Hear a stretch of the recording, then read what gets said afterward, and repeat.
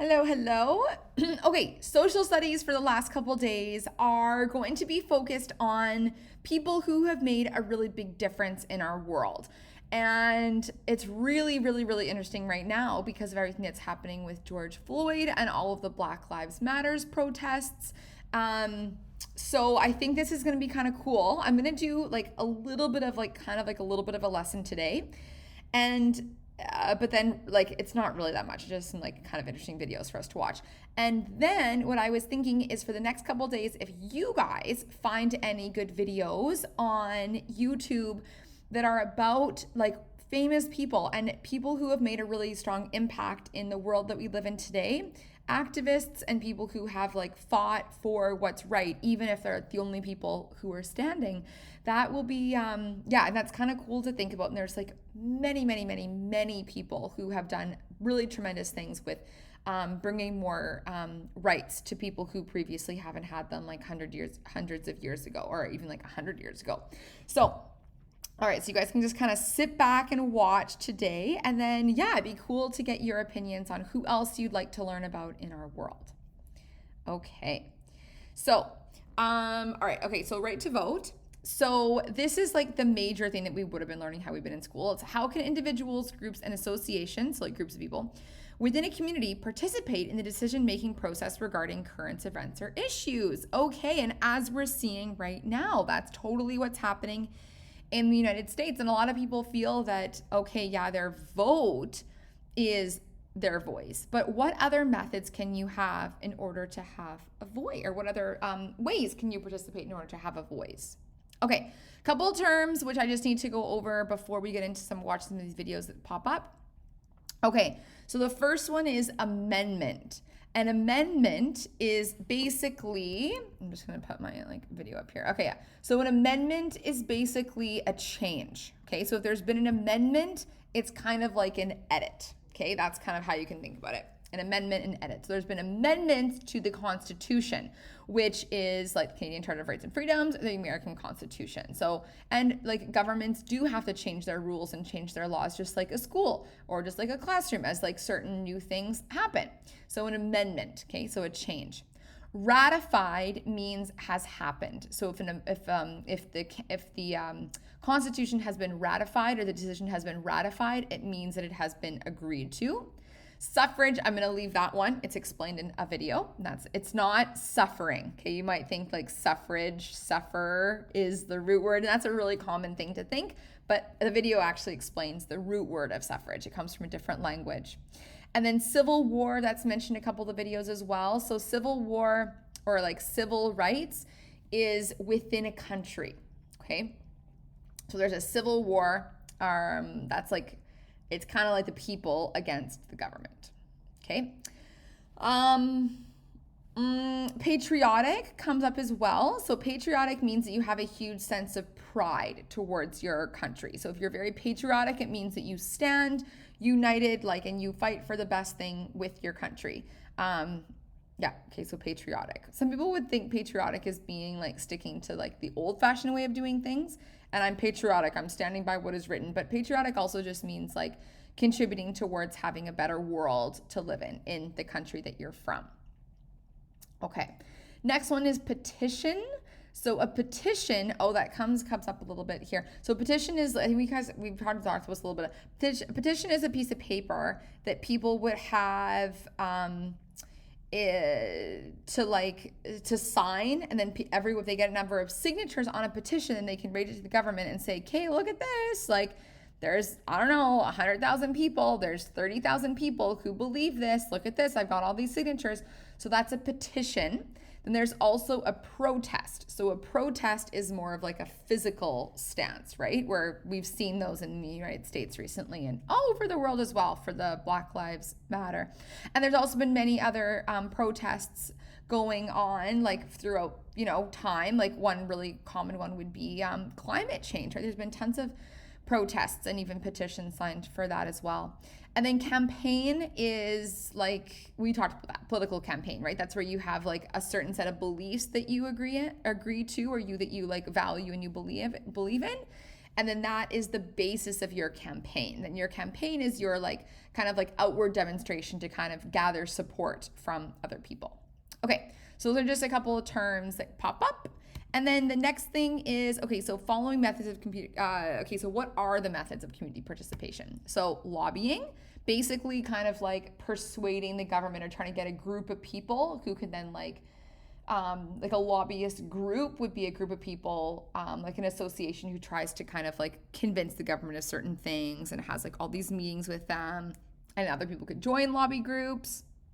So they have a very strong belief a lobby group would have. Petition I just talked about. Organizing and attending local meetings and rallies. Okay, so that's kind of a protest, right? But a peaceful protest. And then contacting elected representatives. Okay, all right, so here we go. All right, now this is a good video that explains a little bit more about the history of women's rights. Now, this is from just before Trump was elected, so it's not super, super current, but it still has some great stuff within it. A Kid Explains History. Hello everyone, welcome back to A Kid Explains History. You probably already read the title of this video, which is Women's Rights to Vote. A couple of weeks ago, the United States did something they've never done before. One of the two major political parties nominated a woman to be their choice for president. There's been a woman nominated as vice president before, and women on third-party tickets, but never before has a woman been this close to becoming president. It's pretty amazing to think, up until 2008, all of our presidents have been white dudes. Did you know that less than 100 years ago, women didn't even have the right to vote? Yeah, I did. That's actually what this video is about. I know. That's why I came to help. Okay. Everyone, this is my friend Cookie Crunch. Hi. Women finally won the right when the 19th Amendment to the Constitution was ratified on August 26, 1920. But it happened a bit earlier in New Zealand. They were the first country to make it legal in 1893. I know that because my dad's from there. Still pretty late though, don't you think? I totally agree. Maybe we should look into how people got things changed. The modern women's rights movement began all the way back in 1792 with a book written by Mary Wollstonecraft. At the time, lots of poor men and men who weren't white couldn't vote either, which is no fair. As they started getting their rights, women were inspired to fight for theirs. In 1848, American women called for equality at the Seneca Falls Convention. They pointed out that all men and women are created equal. After the Civil War, the 15th Amendment called for voting rights for African American men. Because it still left out women, suffrage leaders such as Susan B. Anthony and Elizabeth Cady Stanton refused to support it and formed an organization to get voting rights for everyone. Others, like Lucy Stone and Julia Ward Howe, formed a different organization, thinking to help African Americans get the vote first would help women in the long run. Maybe you should explain what the word suffrage means. It comes from the Latin word suffragium, which means vote or the right to vote. I knew that. No, I didn't. So, for a while, there were two organizations. They both wanted the same thing, even if they didn't agree how to do this. By 1890, they came together to form the National American Woman Suffrage Association. Oh my God, how did you make it through there? I don't know. Some individual states had started allowing women to vote, like Utah and Idaho, but southern and eastern states, they were holding out. Women started holding hunger strikes and protesting outside the White House. Unfortunately, the struggle went on so long, important leaders didn't live to see their efforts succeed. Susan B. Anthony died in 1906 at the age 86. But a new generation of activists were ready to continue the fight. World War I broke out in 1914, which slowed the movement in some ways, but helped it in others. Suffragettes were able to point out that women worked hard for the war effort, and lots of jobs that people thought only men should do. They were just as patriotic as men, so why should they have less rights? I know. They shouldn't. Thanks for helping, Cookie Crunch. That was awesome. No problem. I had fun. I need to go now. I need to go plan my campaign for 2032. Cookie Crunch for president! Hope you enjoyed this video, everyone. Another special guest. Remember to subscribe, like, and share, and support this channel to make it Very good. That's all I got. See you later, everyone. Have a lovely day. I'm just gonna... Okay, great. So that was a good little introduction to... A kid! Oh, okay. To women's rights in the United States. So a little bit specific to them. Okay, do I want to share this one? Okay, you know what? I'm going to just post this one. On March 3rd, Okay, yeah. I'm going to post it. It's still pretty cool, though.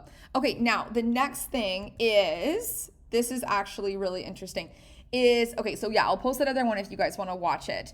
Now, it's good, though, but this next one, okay, so is showing a visual graphic, because I think that was a little bit too focused on the United States. Canada, women in Canada only gained the right to vote in 1960, which is crazy. So you're going to see that this map here, as it plays along, is going to show you the dark blue is countries that have women's suffrage. So basically, women have the right to vote. And then the light blue, the legend here, shows countries that have only partial suffrage. And it's a time lapse, so it shows you throughout history, okay, which is kind of cool. All right. Okay. And while we're thinking about it, think what surprises you or what surprised you? And then what do you wonder or have questions about? And then who are some of the most forefront thinkers and activists? Okay, I'm curious if anyone knows those things. Okay, here we go. So women's suffrage around the world. Contemporary borders are used for the map, but even though the borders aren't necessarily correct. Okay, so where do we see it popping up first? US. Partial.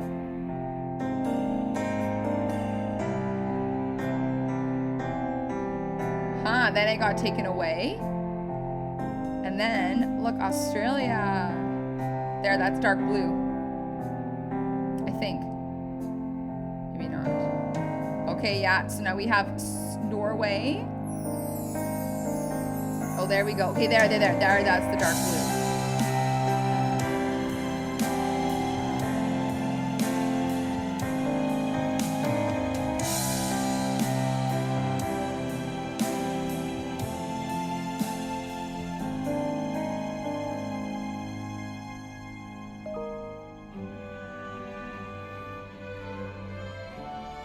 Where are we? UAE, right? So the Africa was super light. Did you see that?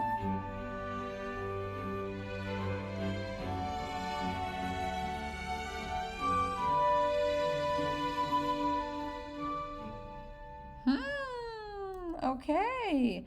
Cool. So that was, that I think is actually very interesting to see the patterns of which globally women's rights to vote started. And as we learned in the video with the kid, New Zealand and Australia were among the first countries in the world to grant the right to vote to women, or to have women's suffrage. Now, the other thing is, okay, what did you notice? Like, what else was surprising? What else was shocking about this map?